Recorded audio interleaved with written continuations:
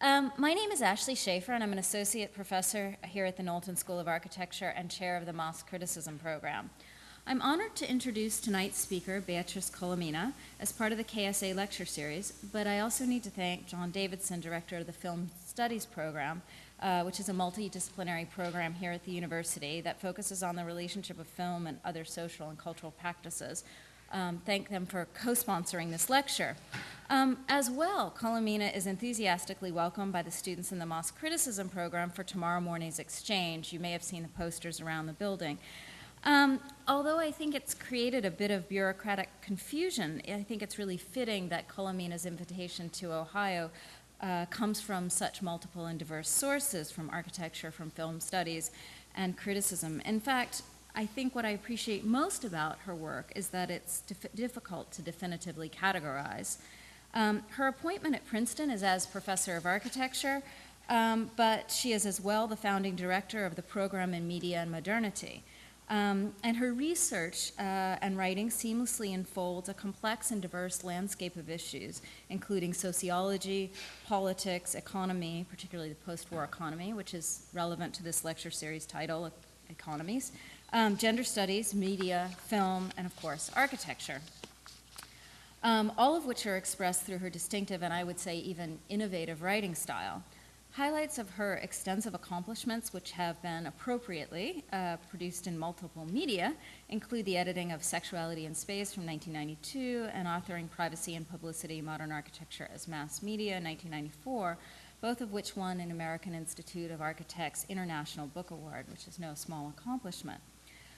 More recently, she authored Domesticity at War, 2007, Doble Exposición Architecture y Travas del Arte, excuse my Spanish pronunciation, 2006, and has curated the blockbuster show Clip, Stamp, Fold, The Radical Architecture of Little Magazines that has traveled pretty much everywhere in the world, from Storefront to the CCA, to the AA, to Oslo, to Vancouver. It's going to the NAI soon, is that where you said? Yes, all over the place. Which has also then spawned a host of other media, the small talks, which you can find, I think, on YouTube now. Colomina received her master's in architecture and PhD from the Escuela Técnica Superior de Architecture in Barcelona, and she taught at Columbia University, I believe, with José, prior to joining the faculty at Princeton in 1988. Colomina is the recipient of numerous grants and fellowships, including the Chicago Institute for Architecture, the SOM Foundation, Foundation Le Corbusier, and the Graham Foundation. Although Colomina's source material is extraordinarily varied, its outcome is an intensely focused body of scholarship on the relationship between architecture, representation, and architects' self-conscious interaction with various media, be it advertising, film, or little magazines. As the architects she writes about manipulate media, so Colomina constructs the way her work is received through a unique and thoroughly, I would say, thoroughly contemporary use of biography, narrative, and evocative images. A perceptive awareness of her own craft and method parallels the very practices she investigates. Her rigorous and patient research spans a diverse set of archives, many of which have not been conventionally considered fodder for architectural scholarship, but in so doing, she expands the very definition of what constitutes the discipline of architecture and exhibits what is to be gained by thorough interdisciplinary studies in culture and media. Please join me and John Davidson from Film Studies in welcoming Beatriz Colomina.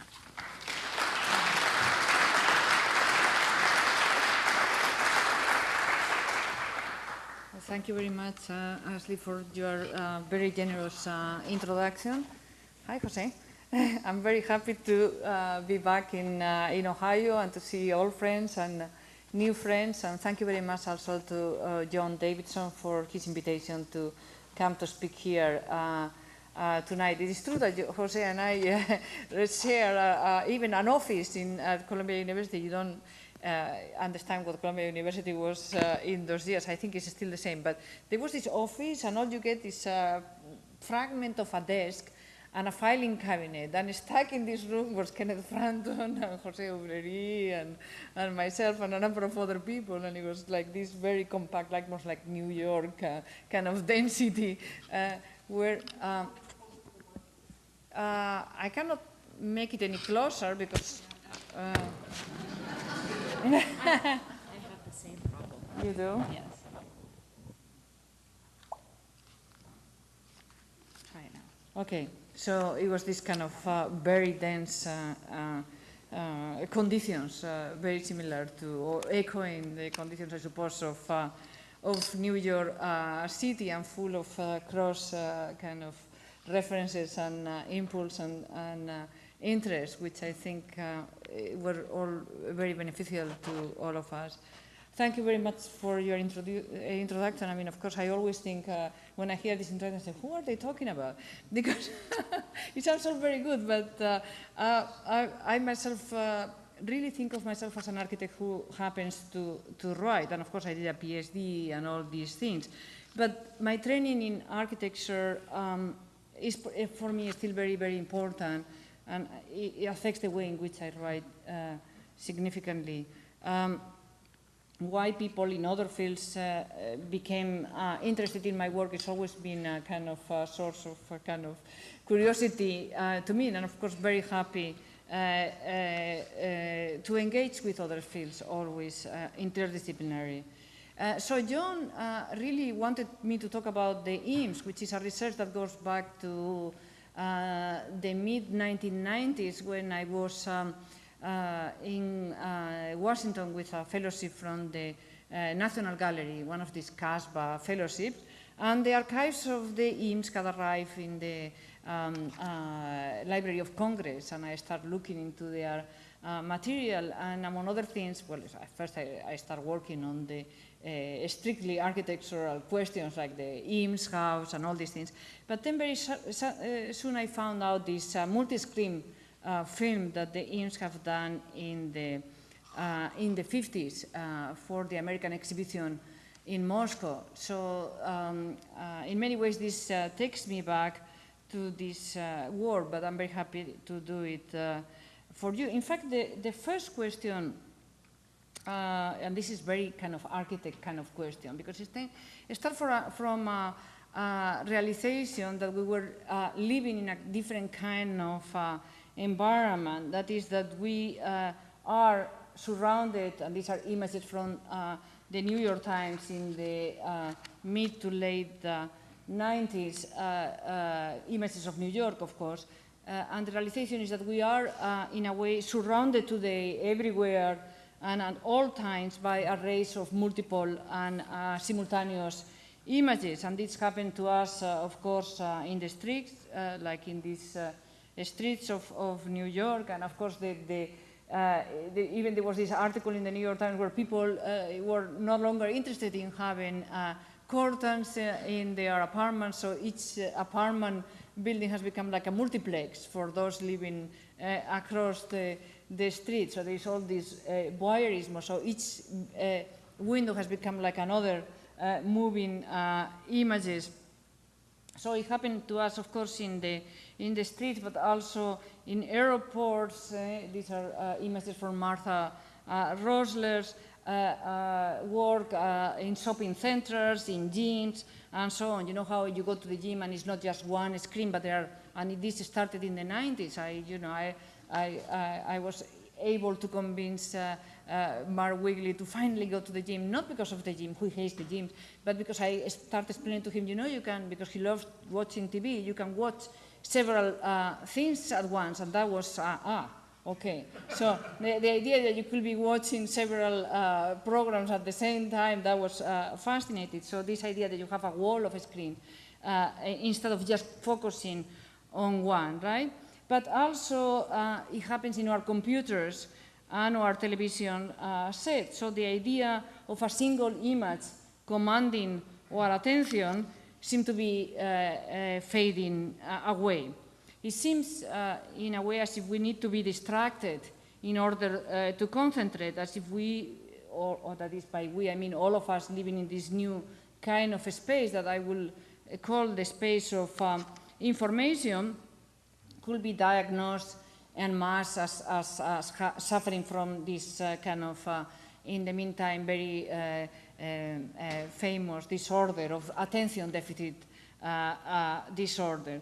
So the state of distraction in the metropolis that was so beautifully and eloquently described by Walter Benjamin when talking about turn of the century Paris, this flaneur that moves in this kind of cinematic view through the streets of Paris, seems to have been replaced by a new form of distraction, which means precisely a new form of attention. That is, rather than wandering cinematically through the city in the way that Walter Benjamin will have us do, we now look in one direction and see many juxtaposed moving images, more than we can possibly synthesize or reduce to a single impression. Even when we sit in our computers, in our kind of ergonomically perfected chairs, and these are, of course, images still of the airport, but we look in one direction and we see many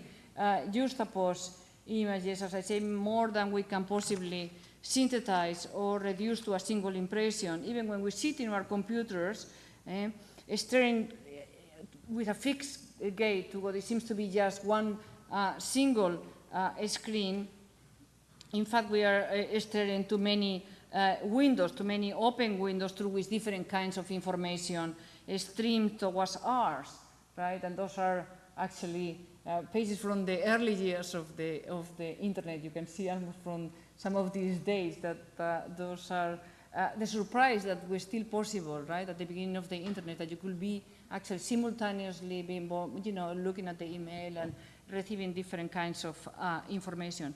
And this is the interesting thing, or what shocked me at that time, or kind of intrigued me, the way in which it had become natural. That is, it was as natural as it was simply breathing in the information. Now, then the question becomes how one will go about writing a history of this new kind of perception. Should one go back to technical spaces of control where screens, multiple screens, dominate, for example, these control rooms in a steel mill or in an information network, or even in traffic control rooms like this one in Minneapolis, right? Because, of course, hidden between the everyday spaces that we occupy, like the highway, there are spaces that we don't have access to, like these control rooms, but in any way affect our perception of space. Or perhaps we could even go farther back, no? Go farther back to the beginning of television, right? When multiple screens also will present to the director different images from which the director will choose the camera angle that will be presented to the viewer. Or perhaps we should go back even to Cape Canaveral and look at its mission control room. Or perhaps, in this is, I guess, still Cape Canaveral, and in the early years. And this is, of course, what finally got me to, which is World War II. World War II, when precisely so-called situation rooms were envisioned with multiple projections. This, I think, is the first use of multiple projections, with images coming from all over the world and presented side by side, so that leaders and military commanders could take decisions. But of course, this is actually Dreyfus' situation rooms. This is what he was planning to do, and thus is what actually happened. But as I say, it's not simply the military and war technology that has defined this new form of perception, but designers, architects, and artists were involved from the very beginning, playing a really crucial role in the evolution of the multi-screen and multimedia techniques of presenting information. I mean, actually, many people think that it goes back to the artists' work of to the happenings of the 1960s, and here you have Stan van der Berg and Scott Bartlett, and definitely artists in the 60s were using multi-screen, but what very few people know is that artists and architects were involved since much earlier in the use of multi-screen and multimedia techniques of presentation, precisely in the context of military operations and governmental propaganda campaigns. The key example in this lecture is actually the 1959 American exhibition in Moscow, where actually, as this is interesting because it doesn't happen anymore, right? But the American government in this moment, still of the Cold War, and during the war years, will hire the most talented architects and designers, and this is what exactly is still happening here, in the same way that during the war years they have commissioned people like Nelson and Saarinen and Dreyfus, and you wonder why now the White House is not calling architects for anything at all, right? So, and neither did Clinton, so it is not a question of what administration is there, right? So something has been lost in American culture in that sense. So in this moment of 59, the government, as I say, enlisted some of the country's most sophisticated architects. This was the site of the famous kitchen debate between Richard Nixon, that you see here, that was then vice president of the country, and Nikita Khrushchev, right? The American exhibition was, of course, a Cold War operation in which the IMS multi-screen film, as you will see, turned out to be a very powerful weapon. Now, to reconstruct a little bit of the atmosphere, this is the plan of the overall view of the exhibition.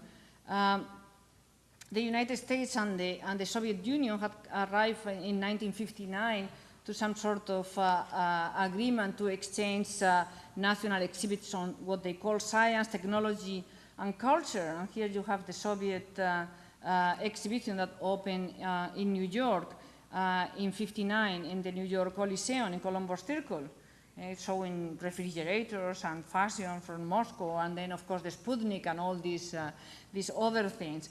And then the American exhibition in Moscow, which opened in July of the same year. Vice President Nixon in Moscow to open the exhibition engaged with Nikita Khrushchev in this kind of heated debate that you can see here about the virtues of the American way of life. And you see how they are about to practically hit each other in these photographs of Life magazine, and it's kind of funny that they get to the kitchen and it's like, oh, they calm down, right? It's kind of, it seems a lot more subdued for Khrushchev, which is Nikita Khrushchev, which is of course being set up, right? Because these debates became known as the kitchen debate because they took place in the kitchen of this American suburban house that has been split in half to allow viewing. And it's kind of beautiful, but because the Russians, very smart, called the house the Splitnik, which was, of course, a pun on the Sputnik, the satellite that the Russians had just put in orbit, and had the Americans completely nervous about it, right? So, I mean, the debate appeared impromptu and was reported by all the media as having happened by chance in the kitchen, but it was completely a set-up. Here you can see already William Safire from the New York Times. He was a journalist then, and he's already on the other side of the barrier, ready to take the famous picture, the canonic picture that will go all over the world. And people that were in the exhibition, and I have found through the archives and talking to some of them, say that the night before they were, of course, mounting their exhibitions there, the IMS and Saarinen and so on. All the journalists descended on them and start asking, you know, where would be the best place to take the pictures? And they said, well, you know, I think that you could go up the dome this way. And they said, what dome? I mean, where is the kitchen? I said, what kitchen? And so they already knew that something was going to happen in the kitchen, which explains this position of William Safire already. But as I say, the Russians immediately called the house the Splitnik, which is a pun on the Sputnik, because it's precisely what Americans were trying to diffuse, not to talk about what they were really threatening, which is the idea of this satellite and how scary was this situation. You can see also in these pictures, for example, in Life magazine, the satellite, why Reds got it first and what happens next, right? And then this other image of the orbit that weaves a web as the whole world watches, right? So these really images of incredible fear and paranoia of what this Sputnik could see of life in America, right? Now, what is remarkable about the debates between Nikita Khrushchev and Nixon is precisely the focus. That is, instead of focusing on missiles and bombs or even forms of government, the two leaders actually argue over the relative merits of American and Soviet washing machines, television, and electric ranges. I love this image of the kitchen, you know, with practically the American flag on the floor. In any case, for Nixon, American superiority rested on the idea of the suburban home, complete with modern appliances, and of course, distinct gender roles. And he proclaimed that this model, suburban home, represented nothing less but American freedom. These big words, right? He says, to us, diversity, the right to choose, is the most important thing.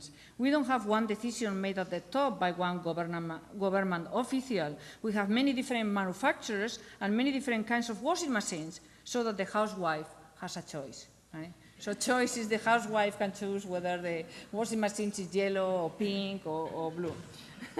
In any case, the American exhibition in Moscow captivated the national and international media. Newspapers and magazines and television networks reported on the event. And here you have, for example, Life magazine, right, that put, I think very symptomatically, the wives rather than the politicians on the cover, right?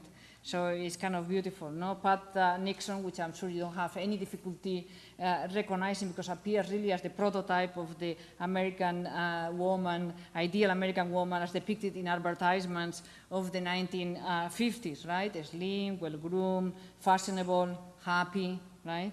And in contrast, the Soviet ladies appear rather stocky and dowdy. And were two of them, Mrs. Khrushchev and Mrs. Mikoyan, looked proudly towards the camera. The third one, Mrs. Kozlov, in what Roland Barthes may have seen as the punton of these photographs, can keep her eyes out of Pat Nixon's dress. She cannot believe. You see the one on the right, she cannot believe it, right?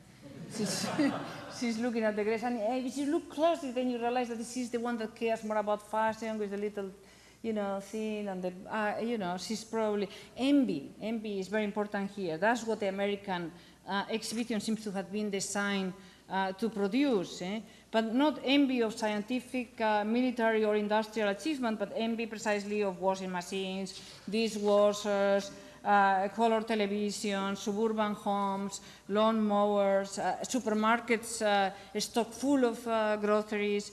And those are all images that when I did the research in Washington, those are from the National Archives, and they all have like, they classify. Can you believe it? These images were classified.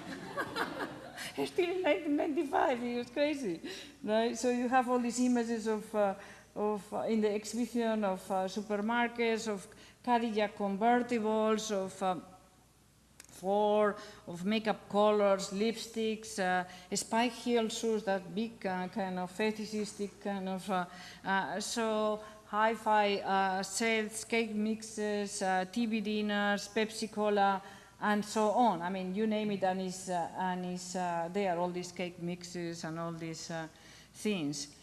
What is this? The newspaper Etsvitsia asked itself in its news reports, a national exhibit of a great country or a branch of a department store.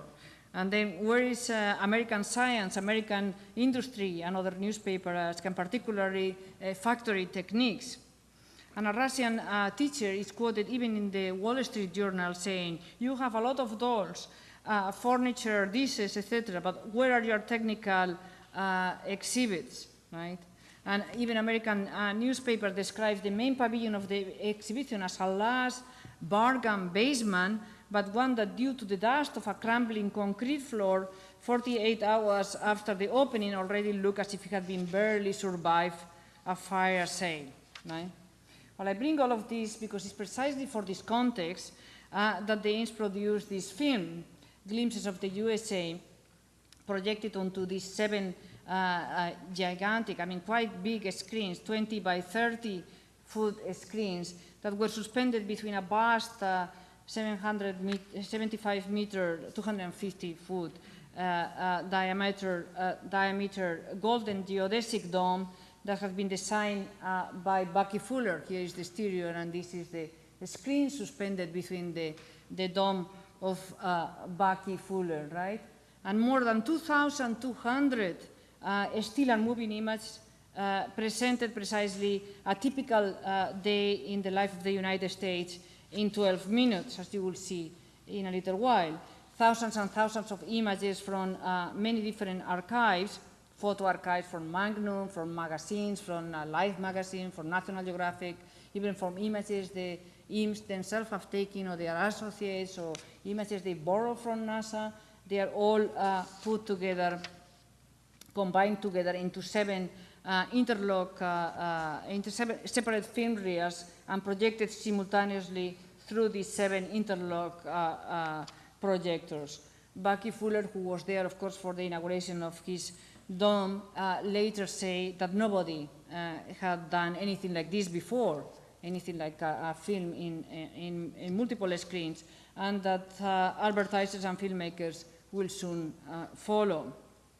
But the Ames did not simply install their film in Fuller's space, right? They were involved in the organization of the exhibition from the very beginning, and that is also interesting. Here you have George Nelson, who had been the one commissioned by the United States Information Agency. The United States Information Agency was an agency that preceded the CIA, so it's kind of all very shady, to design this exhibition. And Jack Massey, also from the USIA, brought them into the team. And according to Nelson, it was precisely in an evening meeting in the Ames House in Los Angeles, culminating 3 days of discussions, that all the basic decisions of the fair were made. Present, he said, were himself, Nelson, Ray, and Charles. And then, listen to this, he says, the latter, that is Charles, occasionally swooping past on a swing that had been hung from the ceiling of his house, right? So, I mean, talk about attention deficit disorder, right? He could, for everything I understand, Charles could never stay on one task for more than 5 minutes. It was unbelievable, right? It will be all these meetings in Washington full of bureaucrats, and people describe him getting answers immediately and jumping on the table and taking pictures of everybody. So here is in the middle of this meeting with all these people from Washington, and he now and then gets into this swing and goes up and down his own house. In any case, also was present the movie director, Billy Wilder, and of course, Massey from the United States Information Agency. And by the end of this evening, according to Nelson, the basic scheme of the fair had emerged, which includes the dome that you see there by Bucky Fuller, a glass pavilion by Belton Beckett as a kind of bazaar, stuffed full of things. The idea being that they say that consumer products represented one of the areas in which we were most effective, as well as one in which Russians were more interested. And finally, an introductory film by the Ames, since they felt that the 90,000 square feet of the exhibition space was not enough to communicate more than a small fraction of what they wanted to say, right? So in a way, you can say that the film is a way of expanding the space. And here you have the Ames with their mock-up of what will be glimpses of the USA. In addition to this, the United States Information Agency had already contracted for the inclusion of a Disney Steel-Carama, which is kind of a 360-degree picture, a motion picture, which offered a 20-minute tour of American cities and tourist attractions. There was an architecture exhibit by Peter Blake, a fashion show, and this is the fashion show curated by Eleanor Lambert.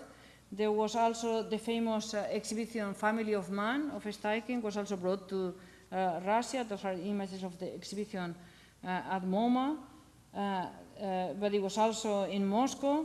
Then there was a robotic kitchen. I mean, this is beautiful because actually this idea of this movable kind of vacuum cleaner is now being, or more recently being introduced to the public, but it was already in Moscow in '59.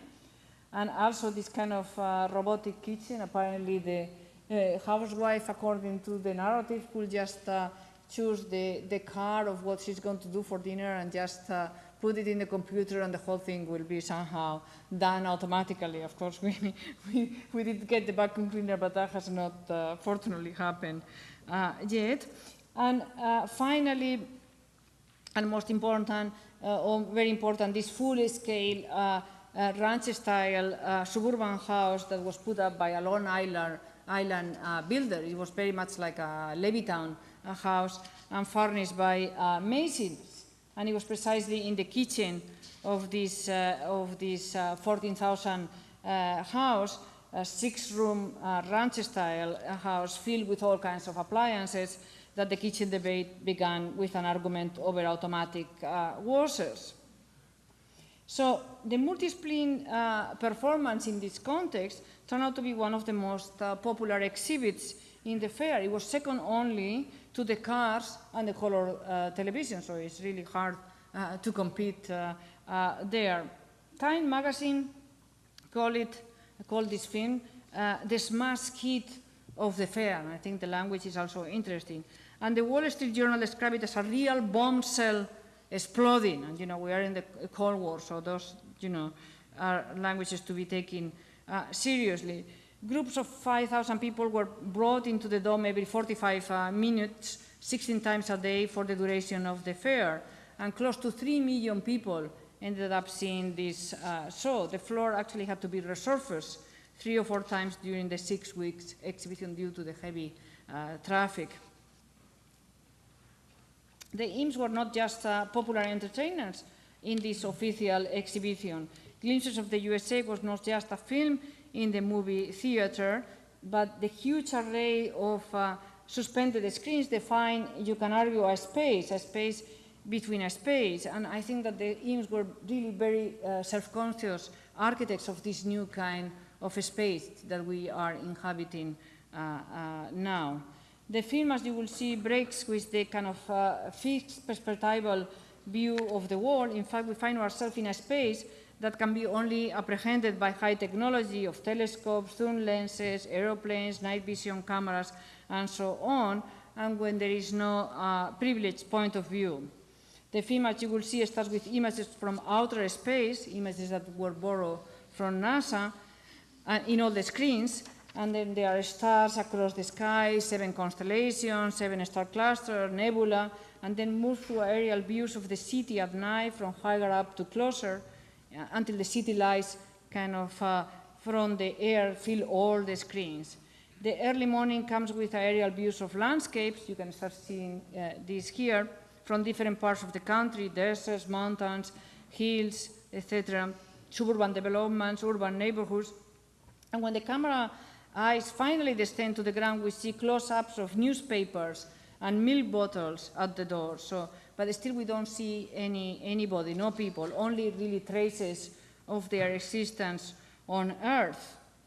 It is not by chance that the first signs of human life are actually centered around the house and around domestic space. That is, from the stars at night and the aerial views, the camera zooms to the most intimate scenes of people having a breakfast at home, men leaving from work, kissing their wife, kissing the baby, being given their lunch boxes, getting into cars, waving goodbye, children leaving for school, being given the lunch box, saying goodbye to the dog, piling into the station wagons and cars, getting into school buses, baby crying, right? And all of this that I just read is actually from the script. Yeah, a manuscript they have of a possible script. It varies a little bit in the film, but this is what they intended to do, precisely to go from the stars to this kind of domestic scene. As with the IMS later, much better known film, I suppose you know this film, no? Powers of 10, very well known in architecture, of 1968, which incidentally borrows or reuses images of night sky from glimpses of the USA. The film moves from outer space to the close-up details of everyday life. Oh, but of course, in Powers of 10, the movement is in reverse. That is from the domestic space, if you can think about it this way, of this picnic spread with a man sleeping beside a woman in a park in Chicago, out into the atmosphere. I'm sure you remember, but for those of you who don't know the film, I'm just going to pass quickly a few images to give you a sense of how you go up and up to the power of 10 into the atmosphere, and then when you get up there to the maximum that science can reach, then you descend very quickly and then penetrate, get inside the body through the skin of the man's hand to the microscopic cell and ultimately to the atomic level. So what I'm trying to say is that even if Powers of 10 it was initially produced for the Commission on College Physics, it was a much more scientific, much more advanced film in which space is measured in seconds. The logic of glimpses and of Powers of 10 is the same. That is, intimate domesticity is suspended between an entirely new spatial system, a system that was the product of exoteric scientific military research, but that had entered the everyday public imagination precisely through the launching of the Sputnik in 1957. That is, fantasies that had long circulated in science fiction had become actually reality.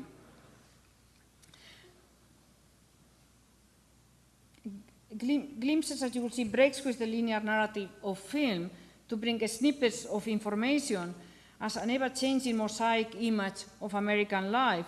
And yet, as you will see too, the message of this film is linear and somehow eerily consistent with the official message represented by the kitchen debate. That is, from the stars in the sky at the beginning of the film, which the narrative insists that these stars are the same in the Soviet Union than the United States, to people kissing their goodbyes at night or their good nights and forget-me-not flowers.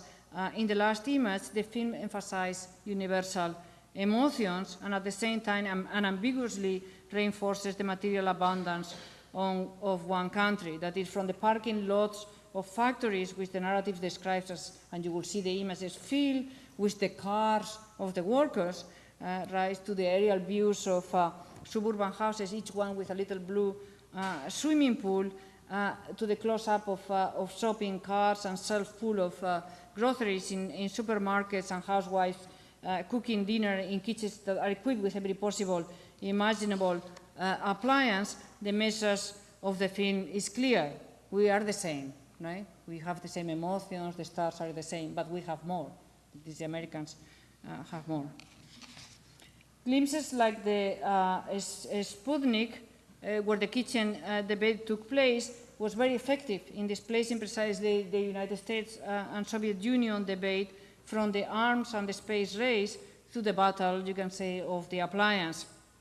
And yet the overall effect of the film is kind of strange, because it's like an extraordinary, powerful viewing technology, a kind of hyper-viewing mechanism, which is very hard to imagine outside precisely the very space program that the exhibition was trying to downplay. In fact, this extreme mode of viewing goes beyond the old fantasy of the eye in the sky. That is, if Americans were terrified of the idea of a satellite looking down at them, this film reproduces this effect by starting with the sky images and then descending, but in a way it counters it. Let's say you want to look at us, you want to see what we are, I will show you even more, right? By entering into the domestic space and showing how actually people live, something that, of course, a satellite will never be able to do. But, of course, it's a particular image of life that is presented here. It's an image, of course, of the good life in America in the 1950s, an image like the one presented, for example, in popular magazines like Look, right? Look in Los Angeles, the art of living bumper to bumper, these images that America was exporting of absolute bliss and happiness. Even actually living bumper to bumper means also living bumper to bumper, which is an image of abundance, of course, but we also have to consider that there is a lot that the film is not saying. That is an image of the good life without ghettos, without poverty, without domestic violence, depression, war neurosis, bomb shelters, guns, etc. That is without the dark side, we can say, of the good life in America in the 1950s. Now, what kind of genealogy can one make of the IMS development of this extraordinary successful technique? It was not actually the first time that they have adopted this system of the multi-screen. The IMS were involved in one of the first multimedia presentations on record. Again, it was George Nelson who had set up the commission. It was 1952, and he had been asked by the Department of Fine Arts at the University of Georgia in Athens to evaluate an art department that was not working very well. And he brought along Ray and Charles Eames, and also Alexander Girard. And the idea was that instead of writing a bureaucratic report of why the school was not working, they would produce a sample lesson in 55 minutes. And the subject of the lesson was communication, right? And the goal was, again, breaking down the boundaries between fields of learning, something very contemporary for us today, right? And making people a little bit more intuitive. The performance include a live narrator, multiple images, still and moving images, and even smells that were introduced into the auditorium through the air conditioning ducts. Eames later say, we use a lot of sound, so that sound is also very important. Sound turn carries to a very high volume, so you will actually feel the vibrations. So the idea was, he says, to produce an intense sensory environment so as to heighten perception, to heighten awareness.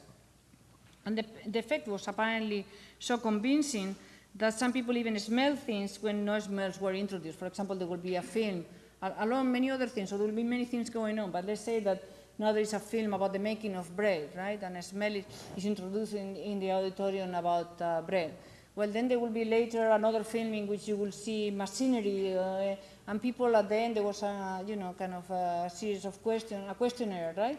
And people say that they have smelled the oil in the machinery when no smell had been introduced at that time. But that's the idea, to kind of...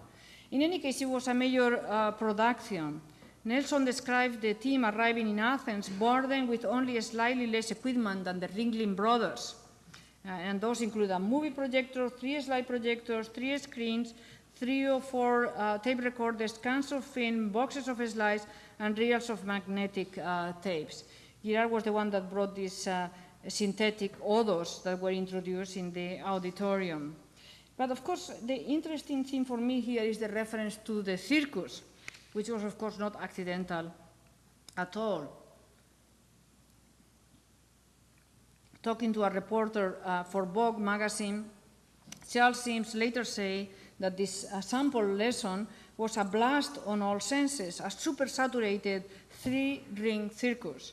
Simultaneously, he say, the students were assaulted, his word, by 3 sets of slides, 2 tape recorders, a motion picture with sound, and listen to this, and peripheral panels for further distraction. And this is very important because what he arrived at the conclusion, and the team of the Eames and Nelson, etc., arrived at the conclusion, is that the idea was not to make the undergraduate students to concentrate, but on the contrary, distraction. So we go back to what we were talking about at the beginning, this state of distraction that has become so contemporary when we do so many things at once. They were already in 1952 trying to produce this multiple state of distraction precisely to create another sense of attention. Circus, of course, was one of the Eames' lifetime fascinations, so much so that in the 40s, when they were completely broke and without work, they auditioned for a part at the circus. They wanted to be clowns. which actually is amazing. They got the part. I mean, they would have been clowns. If you think about it, I mean, the whole history of architecture or design would have changed. But it was at that point that the contract to make the plywood furniture came through as well, allowing them to continue as designers. Basically, since this moment, since the mid-40s, they took hundreds and hundreds of photographs of the circus, which they use in many contexts, including the Eliot Norton lectures that Charles Eames gave at Harvard University. And here you have some of the 3-screen images that Charles presented in Harvard. I mean, imagine the pressure of that situation. Nobody even vaguely related to the world of architecture has been asked to do this very prestigious series of the Charles Eliot Norton lectures. Since when? Since Gideon gave the famous lectures that became Space, Time, and Architecture. So 30 years have passed and nobody in architecture has been asked or design, and then Charles Eames asked, and then he comes up with these images of circus and noises of circus and smells from the circus. I have no idea what the reception was at Harvard, but I mean, it becomes unbelievable. In any case, the point is that, and also they did this film called Clown Face in 1971, which is about what they call the classical art of applying makeup. In any case, circus as an event that offers a multiplicity of simultaneous experiences that cannot be entirely taken by the viewer is precisely the Eames model for their designs of multimedia exhibitions and the fast-cutting techniques of their films and slideshows. So again, we go back to the idea that you can see more than one thing at once, right? But the technological model for the multi-screens may not have been the circus, but precisely this war situation rooms that I presented before, designed in those years to bring information in simultaneously from numerous sources around the world so that the president and military commanders could take decisions. A number of the Eames friends, and we go back to this idea that the government was really employing the most talented designers, were very involved in this very secret military project, including Bucky Fuller, Eero Saarinen, Henry Dreyfuss, etc.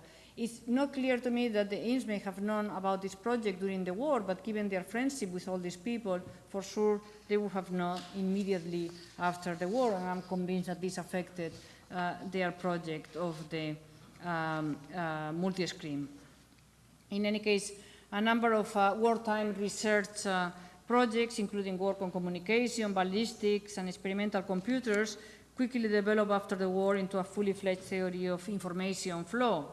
Most famously with the publication in 1949 of Claude Shannon, The Mathematical Theory of Communication, which is the, you see this famous diagram which formalized the idea of the information channel from sender to recipient, whose efficiency is measured in terms of speed and noise.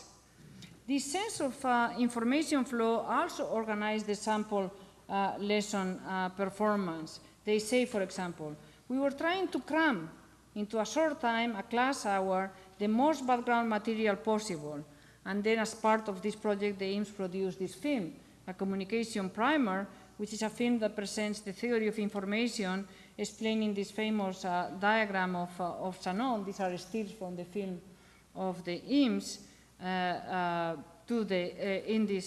an effort to present ideas in communication to architects and planners, and to encourage them to use it in their work.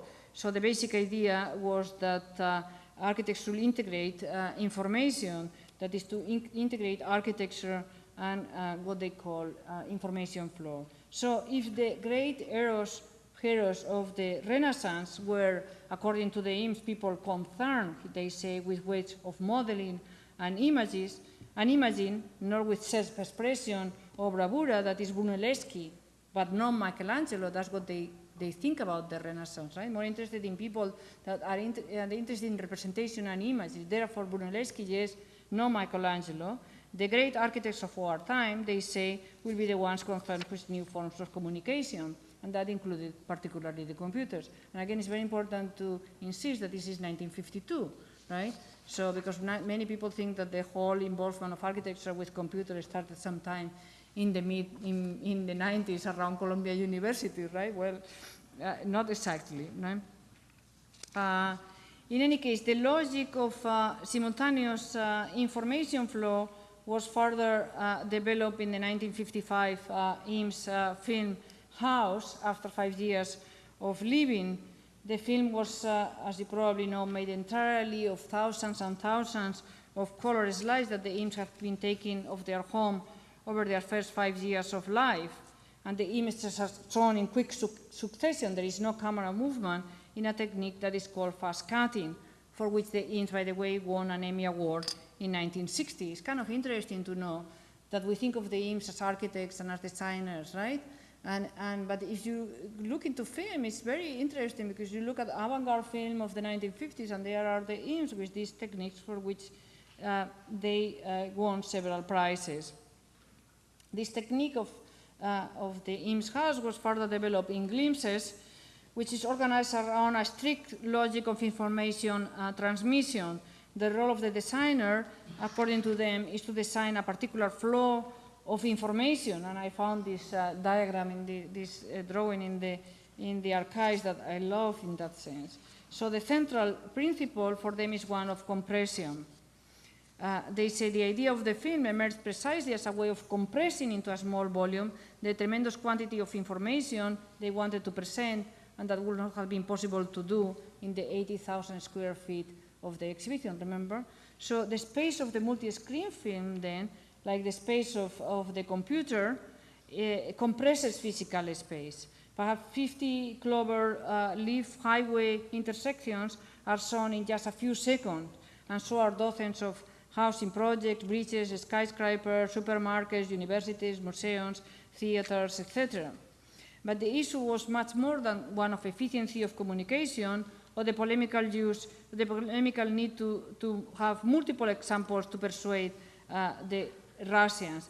The idea, as with the sample lesson, was to produce sensory overload, to provide, as Charles suggested to one of the journalists of Vogue, many forms, again, of distraction. So instead, again, of asking students to concentrate on a single message, the audience drifts through a multimedia space that exceeds their capacity to absorb it. So the Eames Nelson team thought that the most important thing to communicate to undergraduates is a sense of the relationship between things, what the Eames will later call connections. And according to them, this awareness of relationships between seemingly unrelated phenomena is actually achieved by high-speed techniques, something that I'm trying to reproduce here by providing you with too much information too fast so that you don't quite exactly know what I'm saying, but something probably will click, right? So likewise, Charles say of glimpses. We wanted to have a credible number of images, but not so many that they couldn't be scanned in the time allotted. At the same time, the number of images had to be large enough so that people wouldn't be exactly sure of how many they had seen. We arrived at the number 7. With 4 images, you always knew there were 4. By the time you got up to 8, you weren't quite sure. They were very big images. The width across 4 of them was half the length of a football field. And this is what you're seeing here. One journalist described it as information overload, an avalanche of related data that comes at the viewer too fast for him to call and reject it. A 12-minute blitz, and again the language is interesting. The viewer is overwhelmed, and more than anything, the Eames wanted an emotional response that is produced precisely as much by the excess of images as by their content. I want to go very, very quickly through this other multi-screen technique. The development of this multi-screen technique in this other example, which is the 1964 World's Fair in New York in the IBM fabulous this egg building designed by the Saarinen office. Here you have the Saarinen, the egg, and visitors board the so-called people wall and are greeted by this horse. You see the horse there that is all dressed up in coattails, and that slowly drops from the egg, and then the seated 500 audience is lifted up hydraulically from the ground level into the interior of this egg, where they are precisely surrounded by 14 screens, this time instead of 8 by 14 screens, on which you see now the host up there, right? On which the IMS projected the film thing. Now, it's interesting to note that now to enter a theater is no longer to cross the ceremonial space of an entrance, as in a traditional building. To enter here is to be lifted in front of a multiplicity of screens. The screens, as you can see, wrap the audience in a way that is reminiscent of Herbert Bayer's 1930 diagram of the field of vision, which was produced for an exhibition of furniture in Paris. That is, the eye cannot escape the screens, and each screen is bordered by other screens. The host welcomes the audience to the IBM information machine and says that it's a machine designed to help me give you a lot of information in a very short time. Again, here we go, right? A lot of information in a very short time. The machine brings you information in much the same way as your mind gets it, in fragments and glimpses, sometimes relating to the same idea or incident. And then he says, like making toast in the morning, which again is beautiful, no? Again, it goes back to the domestic scene. Already in 1959, the team of Nelson and Eames have used the same term, information machine, to describe the role of the dome in Moscow, taking it from the title of a 1957 film that the Eames have produced for the 1958 exhibition in Brussels. In addition to the multi-screen, the dome in Moscow houses this huge Ramak computer, a Ramak 305, an electronic brain which offers written replies to 3,500 possible questions about life in the United States. And here you have what a Ramak computer looked like. It's practically a room, right? And here are the Russians asking questions and getting replies in the computer. So the architecture in Moscow was conceived from the very start as a combination of a structure, the dome of Bucky Fuller, multi-screen film, and computer. And of course, each one of these technologies creates an architecture in which inside and outside, entering and leaving, means entirely different things, and yet they coexist. Yeah? They are all housed by the same physical structure of this dome of Fuller, but each defines a different kind of space that is to be explored in different ways. So from the sample lesson then in 1952 to IBM in 1964, you can say that the Eames conceived of architecture as a multi-channel information machine, and equally of multimedia installations as a kind of architecture. Now, very briefly, I want to go back to the architecture because, as I said before, the first thing that I did when I started working on the Eames is to look at the Eames house. And I have written an article and everything, and then I went into this research of the multi-screen films. And this is the amazing thing, that then all of a sudden I start seeing the house in these slides. You can argue, I think, that all the Eames designs can be understood to a certain point as multi-screen performances, exactly. They provide a framework in which objects, and these are designs of drawings of the house, but also the drawings of the cabinets. But you see what it is, it's always the same. It's a framework in which objects can be placed or taken away. Even the parts of furniture can be rearranged. So spaces are defined by an array of information that are collected and also constantly changed by the user. This, I think, is precisely the space of the media. The space of a newspaper or an illustrated magazine is also a grid in which information is arranged and rearranged as it comes in, a space that the reader also navigates in his own or her own way. At a glance, if I don't have time and I want to know what's going on, I may look at the headlines, or fully entering a story that I caught my eye in the column to the right in the first page, and then following in page 8, and then in another column, and then maybe in another. So in a way, the reader is constructing that space. The reader, the viewer, the consumer, in this case, constructs the space, participating actively in the design. This is a space in which continuities are made through cutting. The same is true of the space, of course, of newsreels and of television. The logic of the multi-screen is simply, I think, the logic of the mass media. And yet everything for the IMS in this world of communication that they were so happily embracing is architecture. The chairs, they say, are architecture. The films, they say, they have a structure, just as the front page of a newspaper has a structure. These are their words, I'm quoting them. The chairs, IMS say, are literally like architecture in miniature, architecture you can get your hands on, right? It's beautiful because this is when somebody is asking, why did you abandon the practice of architecture? And they say, what do you mean abandon the practice of architecture? Right? They consider all of this part of the practice of architecture. In a letter to Vittorio Gregotti, the Italian architect, then editor of Casabella, and they are sending him a copy of the film Powers of Ten. They write, in the past 50 years, the world has gradually been finding out something that architects have always known, that is that everything is architecture.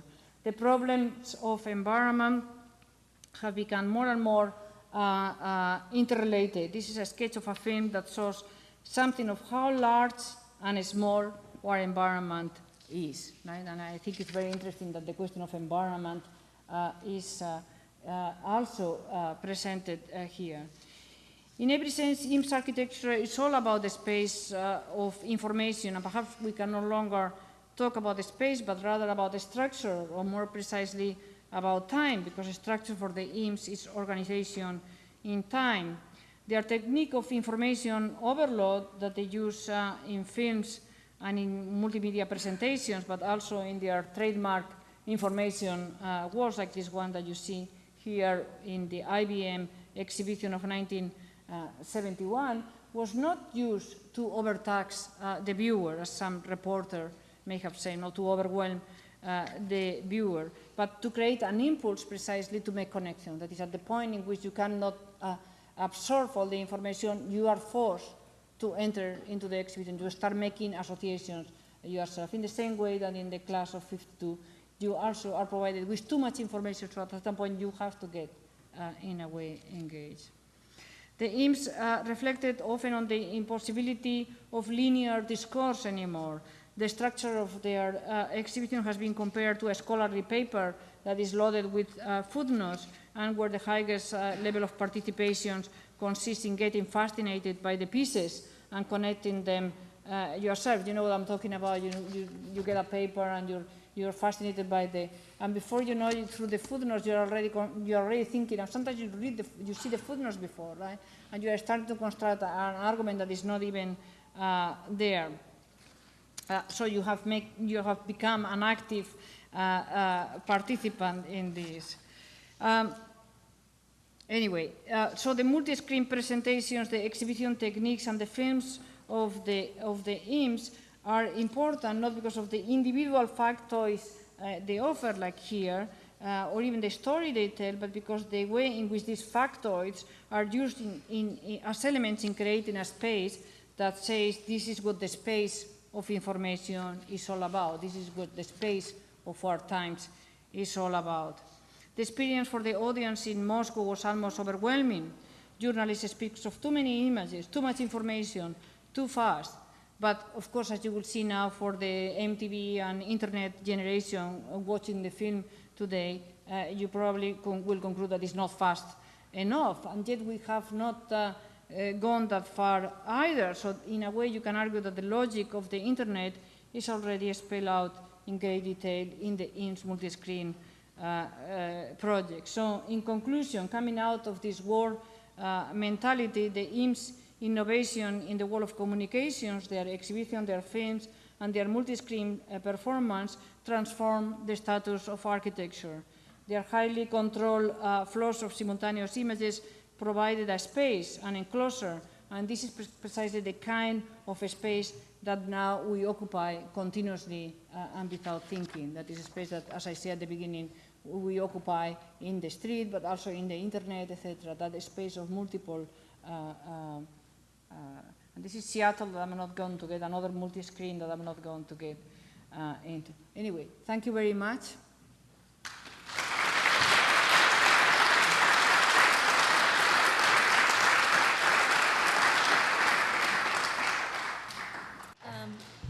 Are there any questions?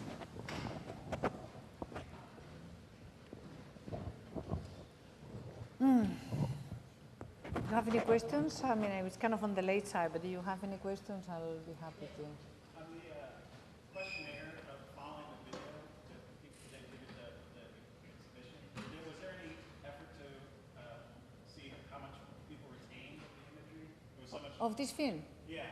There was no questionnaire after this film. There was a questionnaire. Oh, no, I'm sorry, the one where people were referencing the smells and that type of thing. Yes. I don't know because I never seen the questionnaire. It's an anecdotal. There is no questionnaire in the archives or anything I could find. But I saw Charles responding to a journalist at the time about this experiment and referring to the fact that people smell things that were not being introduced, etc. And that the effort was to heighten sensorial perception, and that's what he thought he had accomplished. But I don't have any idea what they were asking. And after this, I don't think there was any questionnaire after this film. As I said, groups of people were brought into the dome, and they will stand up there, as you could see in the picture, standing up, right? And you were looking at this big screen, so you're not exactly sure of how many you are, which was exactly the point. And I think that's why I thought you were talking about this, because of course it's very hard. It would have been very hard to watch all the screens at once, right? So, but that was deliberate. He didn't want you to see, or they didn't want you to know even how many screens there were, right? How do the 6 screens translate? What are we looking at in relation to the original arrangement of screens? Right. Well, the original arrangement as you saw, were like a 4 and 3, right? And so they just put them in a videotape. At first it was in a videotape. I passed it on into DVD, just as a studio tape. So they found the 6 reels and they put them together. So it's kind of. 6 reels and they don't have the 7th one got lost. Yes. I was reading some information design theory earlier today. They brought up Ray and Charles Eames, and so I thought it was really wonderful. Your talk, resonated with some of the research that I'm doing. Thank you. And my question is, who do you think the Ray and Charles Eames are of today? The reels. Visualizing America. Who is visualizing America? Well, I don't know. What do you think? Who do you think are the Charles and Ray Eames of our times? Well, one idea that I had was the designers who designed the Obama campaign. Yeah? Interesting. Have had massive influence, but I They was curious who are, some of this resonates with you. right. No, I wouldn't have. Are they architects or designers? They're graphic Graphic designers. Yes, a lot of.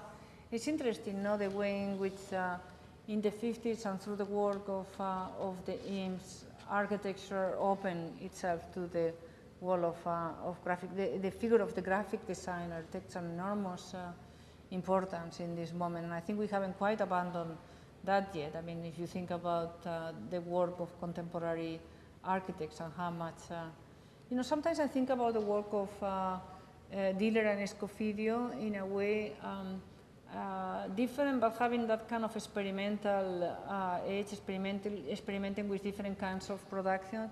This would be an example of, for example, of 2 trained architects that for a very, very long time, until very recently, didn't have any buildings, and nevertheless were well known around the world precisely for all the experimental work they have done in installation, design, exhibitions, films. So I think this probably is a parallel. I don't know who else you could think about. Do you actually think about them? I guess it's difficult because the figure of the architect changes over time. So is it possible that there is an Eames of our time, or is it possible even to think about Le Corbusier of our time, or does the figure of the architect constantly change and reinvent itself and assumes different roles? And then the question maybe not directly who is the Eames of our time, but who is really changing more the idea of what architecture is in our time. Right? Can I ask a question? Sure. I really appreciated the talk, and as I said in the introduction, I'm always just overwhelmed by the depth and breadth of the research. But when you try and when you talk about the screens and the sort of multiplicity of that and the destruction of that, and then you try to make a case that you see that in the house, I guess I have a little bit of trouble with that, because I almost see, although there's multiple sort of, I mean, certainly there's multiple panels, but they actually, especially like in the storage units, to me, they seem to do more to kind of control and compartmentalize than they do to overwhelm or produce a kind of multiplicity. Right. And I don't know whether, I mean, maybe you could say that they were able to do things in the multimedia work that their architecture wasn't able to catch up to, that they were able to see things there that they never, but I would have never, I don't know, I struggle to see the architecture with that kind of richness of distraction. Right, maybe the cabinet is a little bit of a stretch, but I like to put together the image of the cabinets and the house, because it seems like the house is really one of their blown up cabinets, cabinet blown up. But I mean, I think the crucial point in the house is the moment in which because you know, the initial project for their house is very much a mission project. It's called the Bridge House, and it's really very much a mission project of this slabs, basically, two horizontal slabs that define a very clear view of the Pacific Ocean. It's facing the ocean, and it's that idea of, it hasn't departed from me, so from the idea of the, let's say, modern architecture of the historical period, in the sense that the experience of the space and the view of the house, if you think about the house, let's think about the house now, or architecture itself as a viewing machine. I mean, so if the house itself is a viewing machine, the view that the first project of the Eames house produces is still between the logic, let's say, of cinema, right? They are looking at the ocean. I have a horizontal view, a framing horizontal view, maybe a boat passes by and I see it passing by and I disappear, right? This project was abandoned precisely, and it was incredibly good luck, because Charles in one of his multiple roles was also working for Arts and Architecture, and he was sent by Arts and Architecture, by Entenza, to the Museum of Modern Art to report on the exhibition of Mies at MoMA, right? And it's there that he sees that the glass house of Mies, the house in the hillside, is identical to his project. It's very close to his projects, and I think he fears that he's going to be accused of plagiarism. So a house that was already fully designed, that it was even published in Arts and Architecture, is abandoned, right? And then I think, but the steel has already been delivered to the site, which is really amazing, no? Because you have to imagine the price of the steel in the post-war years, and you know, the pressure of that situation, right?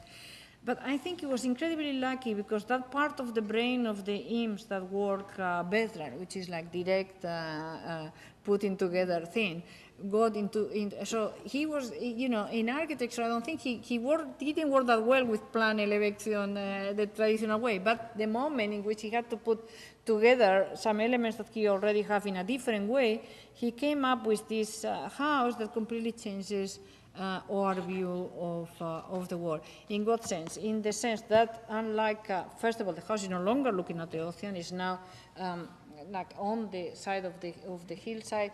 You may see the ocean in some of those screens. There are some glimpses toward the ocean, but it's mostly this kaleidoscopic viewing, which you may see a piece of an eucalyptus tree there, a little bit of the ocean there. So it's this unbelievably kaleidoscopic view in which the eye doesn't focus at all in the same way that the eye of, let's say, the architecture of the 20s and 30s that. And it's this multi-screen, that I was thinking about when I revisited the house, in light of having seen that you could not separate them the multi-screen experience from the architecture, that the house itself was kind of a multi-screen view of the world, right? In which the way in which he decides, for example, that some of the views are going to be blocked, or the way in which he decided at some point that some of the glass is not going to be transparent, or that it's going to be wire, and then he says, so that you know that it's there, right? So, I mean, all these different ways of dealing with all these multiple screens that the house is defined, whether it's a color screen, a transparent one, an opaque one, or one that you see the wire. So it was in that.